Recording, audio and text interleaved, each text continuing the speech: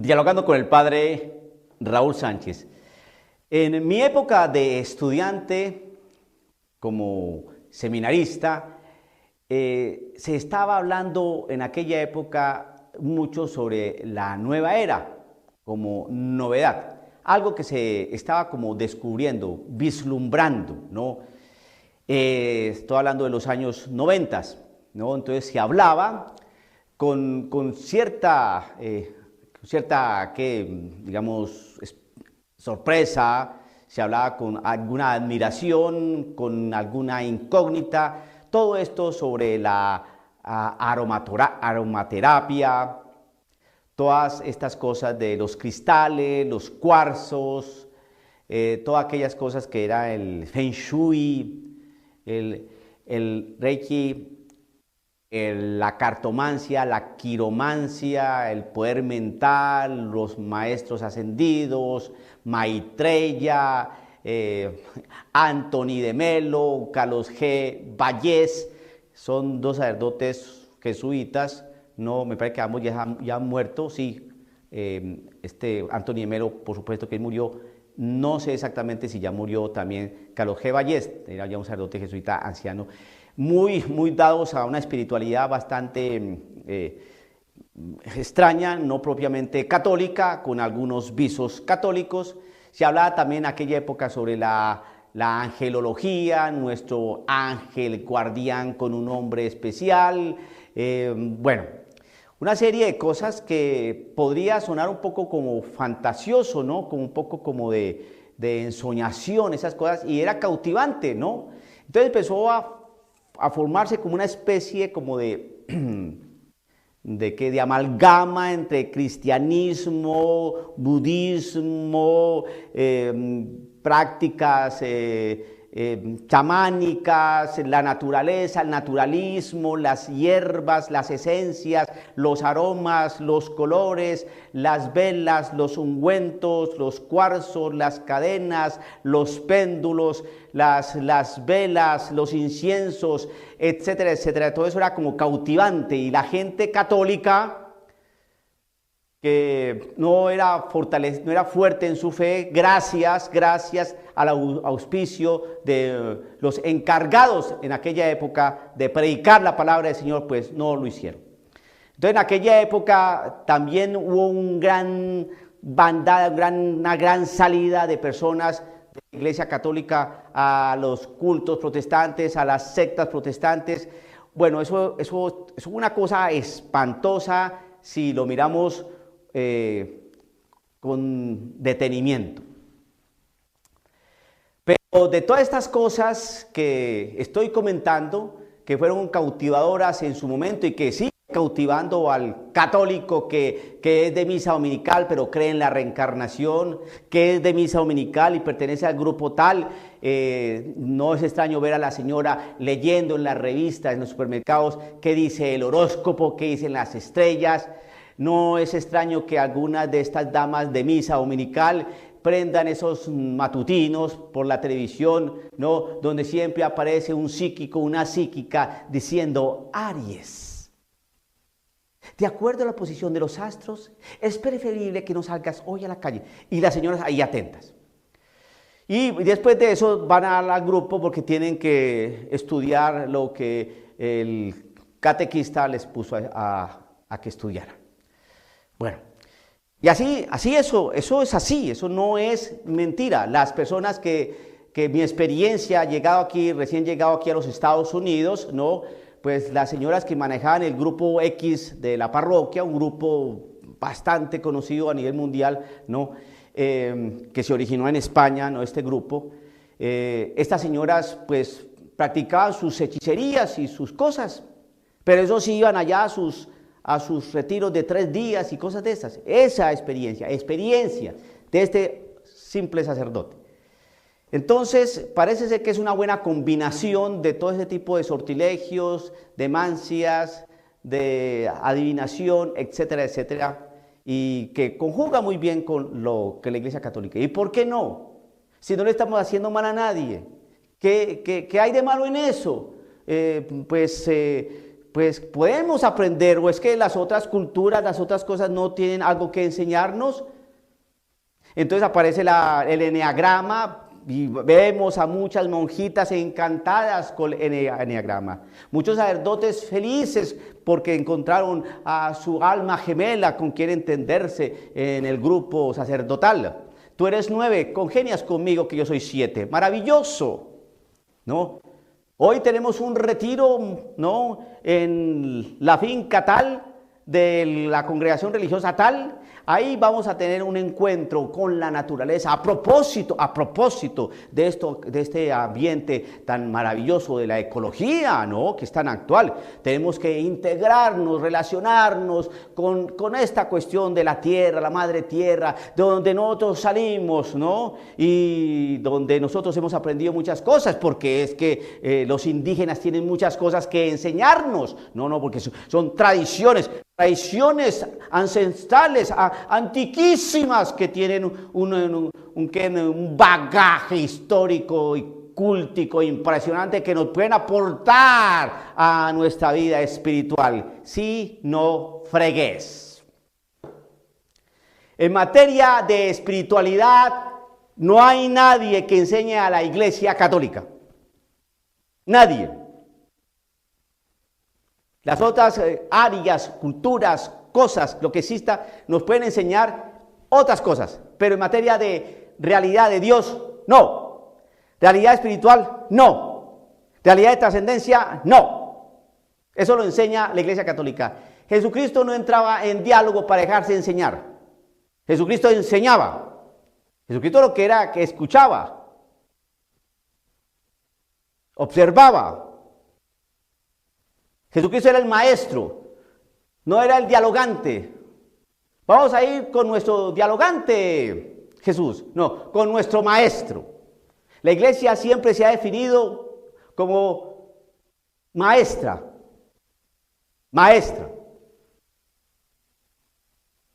Entonces, con toda esta realidad sincrética, de amalgamas, ecléctica, pues la gente se siente bien. ¿Pero por qué no?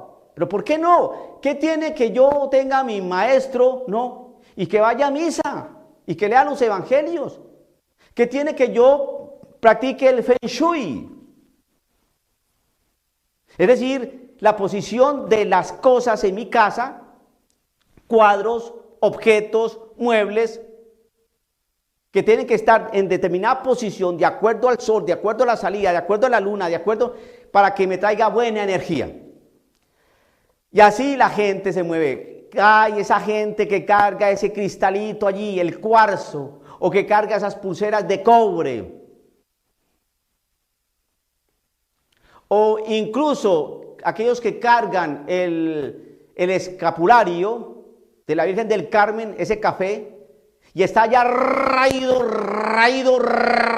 hasta más no poder, y no se lo quitan para ponerse uno nuevo, porque ya dejó de ser el escapulario que la Virgen sugiere para que lo usemos, porque le convirtió en un fetiche, en un artículo de superstición que si lo cambia por uno nuevo ya no va a estar protegido.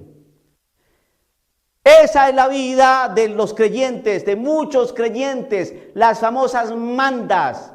Es que voy a hacer una manda, dicen algunos hermanos muy buenos mexicanos, para que mi mamá se cure, una manda. Pero eso sí, nunca van a misa. Algunos grupos de baile, ¿no? De baile a la Virgen, ¿no? Especialmente el 12 de diciembre, ¿no? Estos hermanos que aman tanto a la Virgen de Guadalupe, ¿no? Van a hacer sus ensayos y son personas muy buenas, son personas honestas, responsables, personas trabajadoras, y cuando viene este tipo de ensayos, ellos ensayan y practican y lo hacen de maravilla, estupendo estos hombres y mujeres que conforman estos grupos de baile, ¿no? Pero pocas veces van a misa, nunca se confiesan, jamás hacen un rosario, pero eso sí, el 12 y siempre están allí, pues, dance que dance. Esa es la fe del creyente. Y todo eso obedece a algo. a muchas cosas, pero en mayor medida a una falta de una verdadera catequesis y evangelización. Nos hemos puesto a hacer esquemas, diagramas, evangelizaciones, presupuestos, enfoques, entrevistas, estadísticas, sínodos, y dejamos el evangelio por ahí como de adorno. No, hay que coger el evangelio y empezar a leer lo que el Señor nos enseña. Empezar a hablar sobre las cosas que ahí nos enseñan. ¿Muy bien? Todo esto que estoy diciendo es marco introductorio para decirles algo. De todo este ambiente, la nueva era, de la New Age, hay algo que se ha dejado de lado y que he venido teniendo en cuenta. ¿Cuál? El lenguaje. Nos hemos dedicado a estudiar, y que hay que estudiarlo, obvio, que la angelología, que las piedras, que la aromaterapia, que todas esas mancias, todo ese tipo de cosas. Porque es una cosa multicolor de la New Age bastante amplia y compleja de explicar. Es un ambiente enrarecido, ¿no? Pero cautivante. Y mucha gente está metida ahí y todos los que dicen, pero ¿qué hay de malo? ¿Qué hay de malo? ¿Qué hay de malo? Que entre más se meten en esos ambientes, más lejos está usted de Cristo Jesús. Entonces el lenguaje de la New Age es un lenguaje cautivador, un lenguaje que adormece, un lenguaje narcótico que lo embulle a usted en una realidad bastante compleja y usted no se dio cuenta. Uno de esos lenguajes es el hombre. El hombre, el ser humano. Lo más importante es el ser humano, la persona humana. Hay que trabajar por los derechos. Hay que trabajar para que la persona humana logre integrarse, capacitarse, educarse, porque ese es el centro. No podemos desconectarnos del hombre. Y entonces la gente dice, bueno, qué maravilloso el hombre. No, lo primero es Dios. Dios. Pero entonces al hablar del hombre, sus derechos, sus necesidades, sus precariedades, las injusticias, el hombre, entonces olvidan a aquel que hizo al hombre, el creador. Esa palabra derechos humanos, los derechos humanos están basados en criterios netamente cristianos, si usted no lo sabía. Los derechos humanos que usted conoce, que están propuestos, plasmados en los derechos del hombre, los derechos humanos de las constituciones de cada país, tienen fundamento y base cristiana, si usted no lo sabía. No tiene base budista, no tiene base del Islam, no tiene base indígena, no. Cristiana.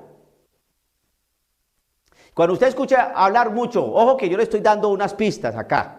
Cuando usted escuche hablar mucho del hombre, hay que trabajar y hay que concertar y reunirnos y aprender para la educación de los niños y el hombre y el sujeto y por ahí no aparece nunca Cristo Jesús, o por ahí al último o al principio del discurso, póngale mucha atención a ese lenguaje, hermano, que eso es de la New Age.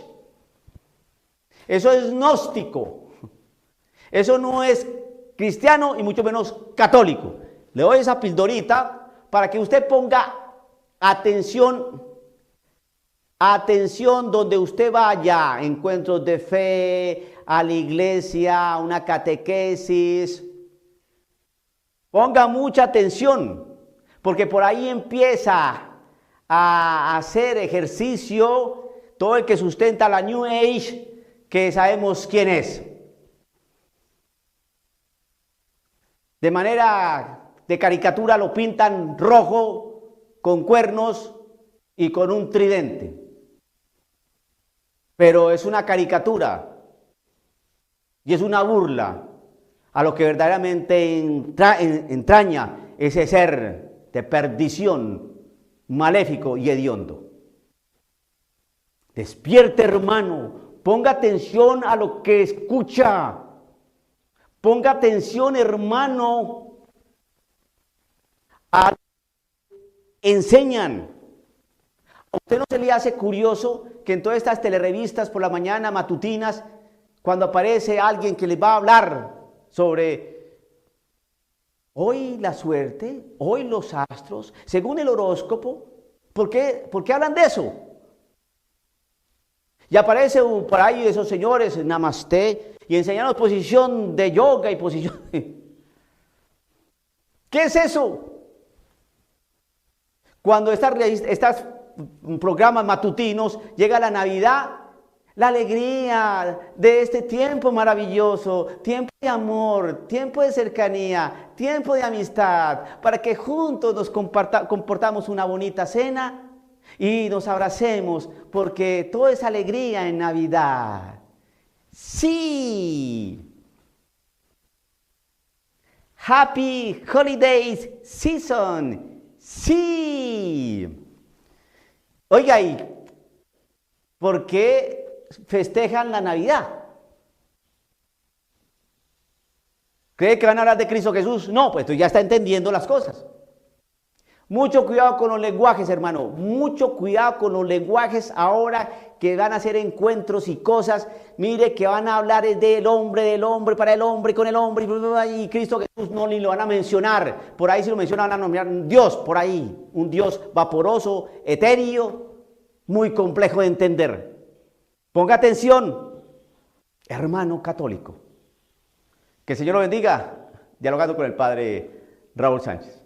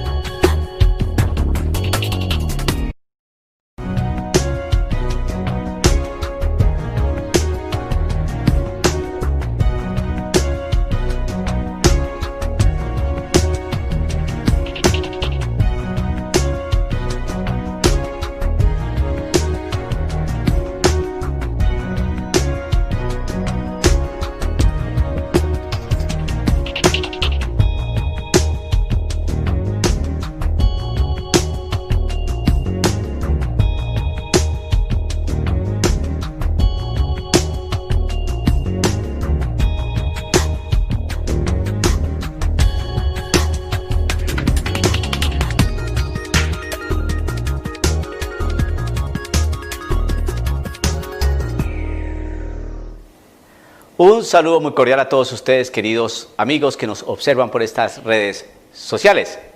Dialogando con el Padre Raúl Sánchez. ¿El demonio existe o no? Sí, el demonio existe. ¿Cómo identificarlo? Primero que todo, vamos a hacer una claridad en este instante. No es lo mismo el mal, la realidad del mal, que el demonio. La realidad del mal es una realidad que desconcierta, que el hombre desconoce, no saben por qué se suscitan ciertos males y aparece la maldad, el mal en el mundo. Pero sí podemos reconocer cuando aparece el maligno. Vamos a clarificar esto. La maldad, o más bien el mal, aparece por tres maneras, de tres modos. Por circunstancias de tiempo, modo y lugar, 1. Por la libertad humana, 2. Y por la acción directa del maligno, del demonio. Expliquemos la primera. Por circunstancias de tiempo, modo y lugar. Les voy a dar un ejemplo. Usted va manejando su automóvil, va por la calle, el semáforo se le puso en amarillo, usted cree que puede pasar la calle, en ese momento se atravesó un peatón y usted lo mató. Usted no quería matar a ese hombre tampoco se quería suicidar, pero por circunstancias de tiempo, modo y lugar, por falta de previsión, falta de cuidado, usted llegó y mató a este hombre. Se realizó un mal. Mal para usted fue a parar a la cárcel, mal para la familia, esa familia perdió a su ser querido, problemas económicos, circunstancias de pena y dolor. Bien, primero. Segundo, por la libertad humana. Cuando usted, en virtud del mal ejercicio de su libertad, por propia voluntad, usted quiere realizar un mal. Usted está en la oficina, tiene un conflicto con alguien de la oficina, del trabajo, y entonces resulta una pelea bastante acalorada, usted se va para su casa y usted empieza a planear una venganza porque está muy herido, usted guarda rencor, resentimiento. Planeó durante 15 días cómo sacar a ese compañero de trabajo de la oficina e inventó una calumnia. Resultó un mal para esa persona, perdió su trabajo, perdió el dinero, tal vez empezó a tener problemas en la familia con su esposa y usted empezó a guardar allí ese malestar interior porque supo que hizo un daño, produjo un mal, porque usted lo quiso, usted lo planeó. Y la otra realidad es la presencia del maligno, la acción directa del maligno que produce mal. Para explicar esto, entonces vamos a cómo conocer, cómo saber qué es la acción directa del maligno. Cuando usted empieza a conocer un lenguaje sinuoso, enredadizo, calculador, muy bien empaquetado, atractivo, para apartarlo del plan que Dios tiene para su vida. Vamos al libro de Génesis. Está el hombre y la mujer. El Señor tiene un plan para ellos, el paraíso, para que gobiernen ese terreno, para que gobiernen el paraíso, para que gobiernen todas las criaturas, para que tengan poder sobre esto, para que lo gobiernen, para estar en amistad con el Señor. Una belleza, un sitio espectacular. Llega el Señor Dios y dice, pueden comer de todos los árboles del jardín, menos de este, del árbol de la sabiduría del bien y el mal. Llega el maligno utilizando su primera estrategia. ¿Cuál? El lenguaje sinuoso, elegante, atractivo. ¿Es verdad que no pueden comer de los frutos del jardín? ¿Es verdad que no pueden comer de los frutos de los árboles del jardín? Eso no fue lo que dijo Dios Yahvé. Dios Yahvé dijo, pueden comer de todos, pero llega el maligno con un lenguaje parecido al de Dios, ¿no? Muy elegante, muy seductor. ¿Es verdad que no pueden comer de los árboles del jardín? No, sí podemos comer, menos del árbol de la sabiduría del bien y del mal. Ah, es que ustedes si comen de ese, van a ser como dioses. Viene la tentación, viene la seducción, viene la caída. Entonces usted encuentra allí un lenguaje sinuoso, enredadizo, atractivo, seductor, para apartar al ser humano del proyecto y el plan que Dios tiene para su criatura predilecta, el ser humano. Vamos a traer entonces unos ejemplos más actuales en nuestra vida. ¿Qué tal esto? El Señor en su palabra dice, dejará el hombre a su padre y a su madre, se unirá a su mujer y los dos serán una sola carne. Eso lo dice Dios Yahvé. Ese es el plan que Dios tiene para el hombre y para la mujer. Que se unan, que se amen, que traigan hijos al mundo, porque se complementan. Llega el maligno y dice, dejará el hombre a su padre y a su madre y se unirá a su otro hombre. O dejará a la mujer a su padre y a su madre y se unirá a otra mujer. Es un lenguaje muy cautivador. Pero ¿por qué no? Tienen derecho. Si se aman, ¿cómo los van a excluir? Si se quieren. ¿Por qué dos hombres no? ¿Por qué dos mujeres no? Pues simple, porque ese no es el plan que tiene Dios para el ser humano. La mujer y el hombre son distintos. Biológicamente, anatómicamente, fisiológicamente, cromosomáticamente, son distintos. La mujer tiene cosas que el hombre no tiene, el hombre tiene cosas que la mujer no tiene, por eso se completan, por eso se complementan y se unen tanto que pueden dar vida. Un hombre no trae vida con otro hombre, una mujer con otra mujer tampoco traen vida. El maligno está utilizando un lenguaje sinuoso. Es que los derechos, es que trabajamos por las minorías, es que un hombre y un hombre, ¿cómo no? Si se aman, si se quieren, si se gustan, ¿por qué no pueden formar un hogar? Es un lenguaje sinuoso. Trabajan por los derechos, por las reivindicaciones, por los excluidos, por las minorías. Es un lenguaje sinuoso, enredadizo. Otro ejemplo. Una mujer está peleando con su marido. El hombre ya lleva 15 días fuera de la casa y llega el maligno con un lenguaje así. ¿Pero cómo es posible? Es la voz de una amiga. ¿Cómo es posible? Tú siendo tan atractiva, todavía eres muy joven. En la oficina hay un hombre que te gusta mucho. ¿Por qué no vas y lo buscas? Yo te lo presento. Él sí te va a reconocer, te va a valorar. El hombre que tienes como esposo no te quiere. Mira cómo te trata. Ve y búscalo. Tienes derecho a rehacer tu vida. Eres guapa, bonita. Ve con él. Ve. Eso es la voz del maligno, que busca enredar, que busca debilitar con un lenguaje sinuoso, hablando de que eres bonita, que todavía tienes derecho, que eres muy atractiva, que ese hombre sí te puede valorar. Ese no es el proyecto y el plan de Dios para esa pareja.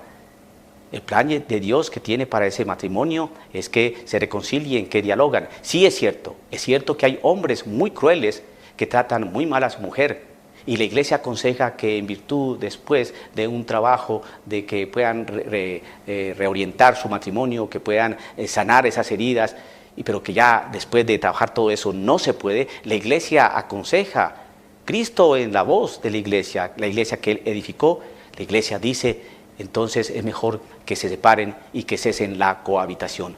Pero nunca dice que vayan a cometer adulterio, ni que se divorcien. Eso no lo dice Dios. La palabra del Señor es distinta, porque lo que une Dios no lo separa el hombre. Dios tiene un proyecto distinto para la pareja, para el matrimonio. Otro ejemplo, ¿no? 2 niños, jovencitos, 15, 16 años. El muchachito empieza a decirle a la niña, ¿y por qué no tenemos relaciones sexuales? Si nos queremos, si yo te amo, somos jóvenes, las pulsiones están allí. Todo el mundo lo hace. ¿Qué pasa? ¿Ese es el plan y el proyecto que Dios tiene para estos jóvenes? No, más bien, el proyecto no es más bien que terminen en la escuela, que vayan a la universidad, que conozcan otros países, tengan otros amigos, que vivan su adolescencia, su juventud de una manera armoniosa y libre. ¿Qué es eso de que tengamos relaciones sexuales? El Señor no dice en su palabra, no fornicarás. Entonces, ¿por qué se nos presenta con ese lenguaje? Es que tenemos derecho, es que somos jóvenes, es que todo el mundo lo hace. Esa es la voz del maligno, para separar al hombre del plan y el proyecto que Dios tiene para cada uno de nosotros, criaturas predilectas. Otro ejemplo, es que en realidad quedé embarazada y no estoy lista para este embarazo. Entonces, es que puedes abortar. ¿Por qué no? Tienes derecho a tu cuerpo. Los derechos reproductivos de la mujer, el derecho a elegir, son un conjunto de células, todo lo puedes hacer, puedes abortar. ¿Y cuál es el plan de Dios? El plan de Dios no es el de la vida. Dios es Señor y dador de vida. ¿Cómo vamos a matar a una criatura en el seno materno? ¿Es el plan de Dios? No, no es el plan de Dios, pero ¿qué dice el maligno? Es que son los derechos reivindicativos de la mujer. La mujer siempre ha sido excluida, apartada, subyugada. En una sociedad patriarcal y machista, la mujer tiene derecho a su cuerpo. ¿Matando niños? Por favor, ese es el lenguaje del maligno. El lenguaje que se está utilizando hoy para dañar y separar al ser humano de la presencia de Dios. Recuerde usted, querido amigo, cuando nuestro Señor Jesucristo le preguntó a los apóstoles, ¿y ustedes quién dice que soy yo? Pedro dijo, tú eres el Hijo del Dios vivo. Y entonces Jesús le dijo, bienaventurado seas tú, Pedro, porque lo que acabas de decir no te lo reveló carne ni sangre, sino mi Padre Dios que está en los cielos.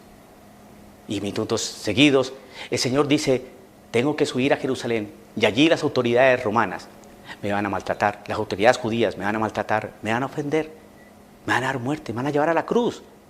Y llega Pedro y dice, oh no, Señor, eso no te puede suceder, eso jamás te va a suceder. ¿Y qué le dice Cristo Jesús? Apártate de mí, Satanás, ponte detrás de mí. Es que Pedro no quería la suerte que iba a tener nuestro Señor Jesucristo. Quería interrumpir el proyecto y el plan de Dios que tenía para su Hijo Jesucristo. Entonces por eso Jesús le dijo, apártate de mí, Satanás. Reconoció en la voz de Pedro a Satanás, el que obstruye, el que impide el proyecto y el plan de Dios en la vida de cada uno de nosotros. Apártate de mí, Satanás. Entonces usted, querido amigo, conociendo el lenguaje, conociendo que ese lenguaje es para apartar al ser humano del plan de Dios, usted conoce allí la acción directa del demonio. El demonio no se aparece vestido de rojo, con cachos, con cola, con un tridente en la mano y riéndose de manera desparpajada y escalofriante. No, ese no es el demonio. El demonio tiene un lenguaje para apartar al ser humano de Dios. Piense en lo siguiente, piense cómo está su vida hoy y piense si hay alguna voz muy seductora, muy cautivante, ¿no?, que lo está llevando a usted a que usted rompa la relación de amistad que tiene con nuestro Señor Dios. Tenga cuidado con eso, el demonio existe y lo puede reconocer por esas dos realidades, el lenguaje sinuoso y enredadizo para apartarlo del amor de Dios. Querido amigo, que estas sencillas consideraciones le hayan servido para su vida de fe. Nos vemos en otra oportunidad dialogando con el Padre Raúl Sánchez.